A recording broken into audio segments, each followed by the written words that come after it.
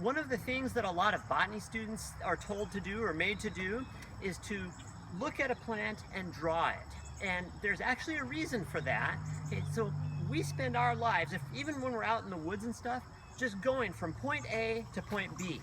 And it's like the whole world just passes by us at light speed. And all we see is a bunch of gray and green and brown, and it's just moving around very frantically. But to really understand, how the plants are made, what they're made of, what they look like, what characteristics make them unique from other plants, you really have to slow down and study them carefully and look for the details. And so that's what this short video is about, is not just why we do it, that's so that you can see things, but just a sense of, what a botanist does when they draw. So I want to preface this with a statement that I am definitely not an artist. I have very poor artistic abilities. I can't even hang a picture straight on the wall. But that's not what matters. What matters is that you slow down, you use the experience of drawing something to force yourself to look at it much more carefully than you normally would, and you look for those details that you would normally miss. And that's really the single primary function of having students draw things in a botany lab. So for today's drawing, we're going to do, it's actually my favorite plant.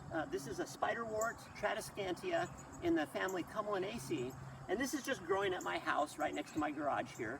And this plant is one, it's actually kind of weedy, but I just love this plant. And I want to just show you a few things about it so that you can kind of watch for them as you're looking at them, I guess, as you see them. And hopefully you'll see some of these things emerge in the drawing that I do. So the first thing I'm going to do is what's called a habit drawing.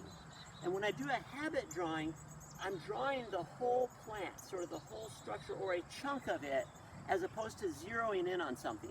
And what you're trying to do with a habit drawing is to get sort of an overview of what the whole organism looks like just in passing. Then after that, I'm going to take a flower or two into my house and do what we call a detailed drawing. And that's where we zoom in on the details of something, particularly the flowers, and try to illustrate kind of what the main characteristics are. So we'll take a closer look real quick at this flower. And what you can see is that the flower has 3 petals, and there are actually, if I turn it around, maybe you can see there are 3 sepals as well on the back, little green leafy things. One thing the botanists do is they count things, so I've already started counting the 3s. It has 6 stamens, and so each stamen has a little bright yellow anther at the tip of it, and then there's a single pistil in the middle. And the stamens, if you look really carefully, you may notice that they're quite hairy. They have these structures called maniliform hairs on them that are kind of neat. And they look like little pearl necklaces. Each cell in those hairs, each single cell looks like a little pearl on a pearl necklace. So I'm going to take a few minutes and try to draw this and just show you what we end up with. So I've just finished making a habit drawing of this plant, and I want to just briefly show it to you. So what it does, the habit drawing shows the overall image of the plant. And again, you can see I'm not really an artist, but what I've tried to do is capture some of the details. So we've got the stem. This group happens to have what we call swollen nodes, so there's just a little bulge right there where the leaf sprouts out, and some hairs right on the leaf sheath. And then the flower, you can see up here, here's the inflorescence, but you can't see a whole lot of the detail yet in that flower. And so in a few minutes, we're going to take a couple of these flowers and sit down and more carefully diagram them and see what's in them. And then the final thing that I'll do now that the drawing is done is I'll start labeling parts. So I'll label the leaf blade, the leaf sheath, the stem, the flower, and so forth. And so that will come after I'm finished with my drawings.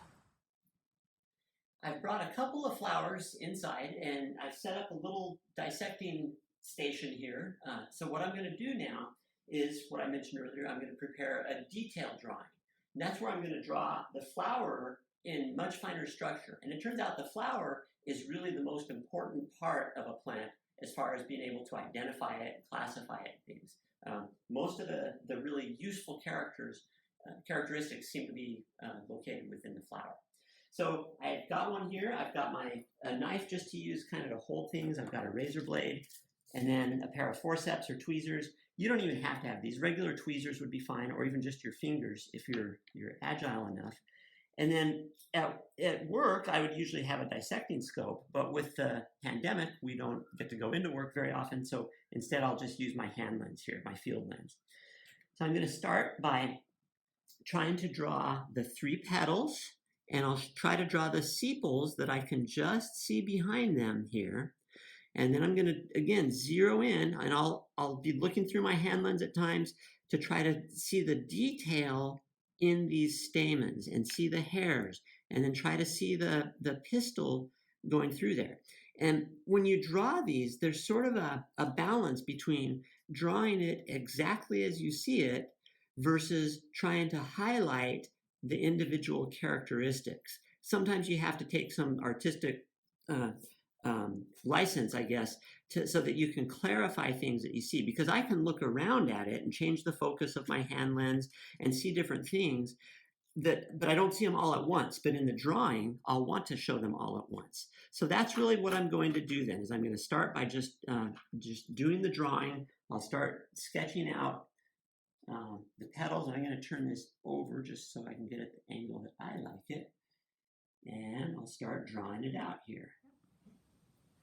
At this point, I've done a diagram of the flower, and then I've dissected out a filament, a stamen with its filament, the hairy filament, and also the pistil, or with the ovary and the style that I have. I had to put a little piece of paper underneath them so that I could see them better. So the last thing that I want to do is I'm going to, and this is very small, but it's worth doing, is I want to take a cross section of the ovary here. And what that will allow me to do is to see how the ovules are arranged in that. And again, that's a useful taxonomic character. And this is very small, but that's part of the point of this, is that sometimes these really small structures can hold a lot of information and actually a lot of beauty too. So when I make my slice with the razor blade, something that I'll just emphasize is you don't want to do it as a chop. You want to try to slice it through as much as you're able to. So sort of run it along there and then drag it across. Then you may need something to pull that off. Okay, and then I'm going to separate these into 2 parts if I can. So I've got the ovary cut. I've made a cross section of it so that hopefully I can look inside and see the ovules. But this is so tiny, I can't do it without a microscope, a dissecting scope, or my hand lens. So with this lens, I have to get right down there. And sure enough, I can see inside it. I can see the ovules in there. So I'm going to prepare a detail sketch of a cross section of the ovary. And then that should finish up my drawing, other than the labels. Well, I finished my habit drawing. I finished my floral dissection so that I could do the detail drawings. And then here's what we ended up with. So here's the flower. You can see these stamen filaments that have the little hairs I've drawn in. Here is the ovary with the style, and then this little tiny stigma up here. 3 sepals poking back behind the 3 petals. Here's where I've dissected out and used my hand lens to look at a single stamen with these maniliform hairs all over them. Here's the anther with a few pollen grains. Here's the pistil with the ovary, the style, and then the stigma right up at the top here. And then here's a cross section right through the middle of this ovary. So now I'm just going to label these drawings and they'll be ready to go. One more thing that I just want to mention about these, particularly the detail drawings, but it also applies to the habit drawings as well, is with these detail drawings, though, we're looking at very small structures. I needed a hand lens to see them. In the lab, I would use a dissecting microscope. And one of the things that our brains sort of tell us to do is if we see something really small, we draw it really small. But the reason we magnify things is so that we can see them at a larger scale. So when you draw these or make these drawings, I really want to encourage you to draw them large. Think of it as like making a textbook illustration. Don't let your brain trick you into drawing this tiny little pistil as a tiny little drawing. you want to blow it up larger so that people can see the details of it. And that pretty much takes care of the lesson on how to go about observing and drawing. And just one last point to kind of reiterate, we don't do this, or at least I don't do this to practice my art, although I had students who are art majors as well, and they do, and it's awesome. I do this, and I have students do this in order to slow them down, force them, in a sense, to look at things in much more detail than they normally would, and to just take the time to kind of interpret that detail, the structures, by putting them on paper. So it's really a mechanism to train a person to be more observationally oriented.